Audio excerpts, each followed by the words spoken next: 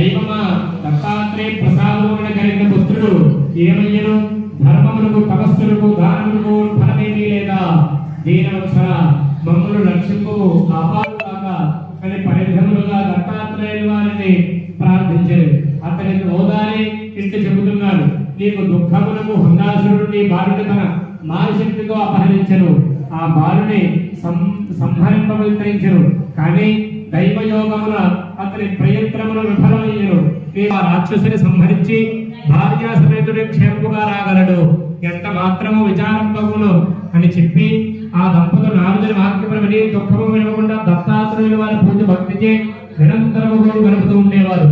ఇట్లా ఉండగా ఒక దినమున వశిష్ఠుల వారు నహుషుని పిలిచి, నీవు అయురాజపుత్రుడవు, హుండాసురుని వలన తనకు మరణము రాగలదని తెలిసి నిన్ను పుట్టింటి నుండి అపహరించే తెచ్చాడు.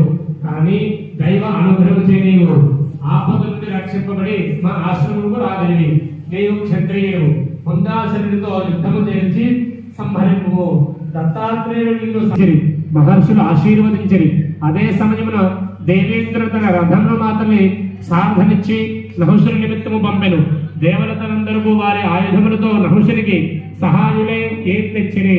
ఇట్లు గొప్ప అట్టహాసముతో నహుషుడు హుండాసురుని పట్టణంలోకి ప్రవేశించిరి. హుండాసురుడు దూతల ద్వారా